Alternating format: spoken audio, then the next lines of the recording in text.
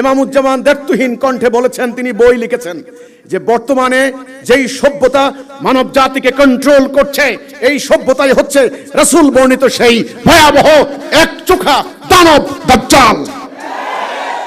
এই সভ্যতার শিক্ষা ব্যবস্থা, তোমরা সেই শিক্ষা থেকে শিক্ষিত হয়ে বের হচ্ছ। তোমাদের এই শিক্ষা ব্যবস্থার ইতিহাস কি? তোমাদের এই শিক্ষিত লোকগুলি যারা শিক্ষিত হওয়ার পর হবে ভদ্র, বিনয়ী, সভ্য, মানবতার কল্যাণকামী, উদার, মায়ায় মমতায় পূর্ণ, শিক্ষায় তাদেরকে পশুত্ব থেকে মানবিকতায় উন্নীত করে। আজকে তোমাদের শিক্ষিত লোক চরম বেয়াদব, অহংকারী, জালেম। দু চারজন এক্সেপশন ইজ অলওয়েজ এক্সেপশন, ব্যতিক্রম সবসময় ব্যতিক্রম। দু চারজন থাকতে পারেন ফ্যামিলির কোনো ট্র্যাডিশনের কারণে ভদ্র সভ্য, আর না হলে ওভারঅল শিক্ষিত লোক হবে ভদ্র, বিনয়ী, সভ্য, আর শিক্ষিত লোক হচ্ছে অভদ্র, বেয়াদব। কেন? শিক্ষিত লোকের অহংকার কেন বাড়লো? কি শিক্ষা এটা? 2 নাম্বার, শিক্ষিত লোক শিক্ষার গুণে তার ভেতরে আলো প্রজ্বলিত হবে। সে না খেয়ে থাকবে তবু মিথ্যা কথা বলবে না, অন্যকে ঠকাবে না। এটা তার শিক্ষিত লোক আর অশিক্ষিত লোকের ডিফারেন্স। আমি তো বলি, একটা কুকুরকে পর্যন্ত শিক্ষায় পরিবর্তন করে দিতে পারে, পারে না? শিক্ষা এমন একটা জিনিস, একটা গরুকে পর্যন্ত শিক্ষায় পরিবর্তন করে দিতে পারে। জানো তো শিক্ষিত গরু আর অশিক্ষিত গরুর ডিফারেন্স বুঝো নাকি? নাকি যারা কৃষকের ছেলে না তারা বুঝবা না, শিক্ষিত গরু আছে, কিন্তু গরুকেও শিক্ষা দিলে গরু কথা শুনে, এটা শিক্ষার গুণ। আর যে গরুকে শিক্ষা দেওয়া হয় না, সে গরু, ঘোড়াকে মানুষ শিক্ষা দেয়, গরুকে মানুষ শিক্ষা দেয়, কুকুরকে মানুষ শিক্ষা দেয়। শিক্ষা মানুষকে পরিবর্তন করতে বাধ্য। আজকে এই শিক্ষিত লোক কি বিশ্ববিদ্যালয়ের প্রফেসররা, সম্মানিত প্রফেসররা, আমার সেমিনারে ওনারা আসেন অনেকে, তারা রাজনীতি করে, নোংরা রাজনীতি। এই রাজনীতির স্টুডেন্ট আন্দোলন স্টুডেন্টগুলোকে প্রভাবিত করে।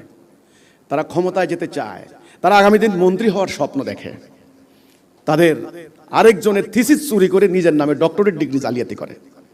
বিশ্ববিদ্যালয় ডাক্তার, জাল সার্টিফিকেট, ভুয়া সার্টিফিকেট, ভুয়া সার্টিফিকেট। সেদিন আমি আমাদের 3 জন মেয়েকে নির্মমভাবে পিটিয়ে আহত, রক্তাক্ত করে রাস্তার মধ্যে ফেলে দিয়ে গেছে জালেমরা। উদ্ধার করে হাসপাতালে ভর্তি করে শুনলাম কি 2 দিন পরে আসামিরা ডাক্তারকে দিয়ে টাকা দিয়ে ভুয়া মেডিকেল সার্টিফিকেট বের করে নিয়ে গেছে, নিয়ে জামিন নিয়ে বেরিয়ে গেছে। ডাক্তার হচ্ছ তোমরা, কি ডাক্তার হচ্ছ? চোর হচ্ছ। এরকম চোর হইতে চাও? মোমেন ডাক্তার হও, মোমেন ডাক্তার হও, মোমেন ইঞ্জিনিয়ার হও, মোমেন প্রফেসর হও। প্রশ্নপত্র ফাঁস করে তুমি ডাক্তার হচ্ছ, জালিয়াতি করে তুমি ইঞ্জিনিয়ার হচ্ছ। নিজের আত্মার বিরুদ্ধে আত্মার সঙ্গে প্রবঞ্চনা। আচ্ছা যাই হোক, সেটা তো গেল। এবার যারা আমলা হচ্ছ, বড় শিক্ষিত আমলা, এমন কোন অফিস নাই টাকা ছাড়া তোমাদের ফাইল নড়ে না। তোমাদের লজ্জা করে না আমাদের কাছে টাকা চাও? লজ্জা করে না? বলে কি, জোহরের নামাজের টাইম হয়েছে, আপনি বসেন, নামাজ পড়ে আসি। দাঁড়িয়ে চুলকাতে যায়, নামাজ পড়ে আসে, কপালের মধ্যে কালো দাগ পড়ে গেছে, আসার পরে বলবে 20,000 টাকা দিতে হবে, নাইলে ফাইল এটা যাবে না।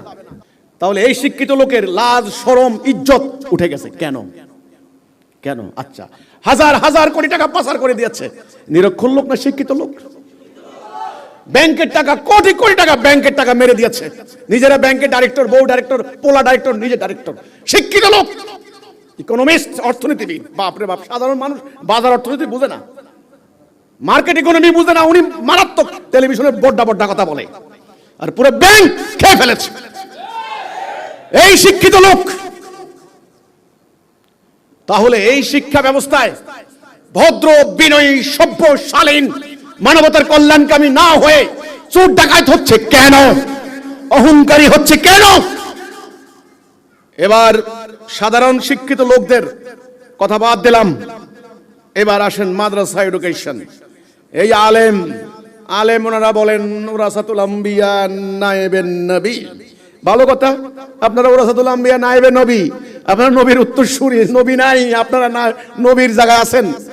মানুষ আপনাদেরকে দুধ কলা দিয়ে পুষেছে, মানুষ আপনাদের পাপ, কি পাপ করেন, জঘন্য পাপ আপনারা ভালো করে জানেন। মানুষ গোপন করেছে আপনাদেরকে যে হুজুর, আল্লাহ নাকশ হইব হুজুরের পাপের কথা বললে। কাজেই এই আলেমরা আপনারা কথা ছিল আল্লাহর বিধান প্রতিষ্ঠা করবেন, কথা ছিল ন্যায় সত্য প্রতিষ্ঠা করবেন। আজকে তারা ধর্মকে ব্যবসা করে খাচ্ছে, রুটি রুজি করে খাচ্ছে। কোরআনের আয়াত সব আলেম জানেন, ওয়াতাসিমু বিহাবলিল্লাহি জামিয়াম ওয়ালা তাফাররাকু, ঐক্যবদ্ধ হও, ঐক্য নষ্ট করো না, ঐক্যবদ্ধ হয়ে আল্লাহর রজ্জুকে ধারণ করো। কোরআনের এই আয়াত আলেমরা পড়েন নাই, মুহাদ্দিসরা পড়েন নাই? যদি পড়ে থাকেন তাহলে এই আলেমরা হাজার হাজার তরিকায় ফেরকায় মাযহাবে ওনারা বিভক্ত হয়েছেন। হাজার হাজার পীর, বাংলাদেশে দক্ষিণবঙ্গের পীর আর ঢাকার আরামবাগের পীরের দুই পীরের মুরিদ মারামারি করে চট্টগ্রাম রোডে 10 জন মানুষ খুন হয়েছে 2000 সালে 2001 সালে। তাহলে আপনারাই আজকে টুকরা টুকরা হয়ে গিয়েছেন, মানুষ ঐক্যবদ্ধ হবে কিভাবে? এই শিক্ষা ব্যবস্থার এটা কেন, সেটার জন্য ইতিহাস জানতে হবে।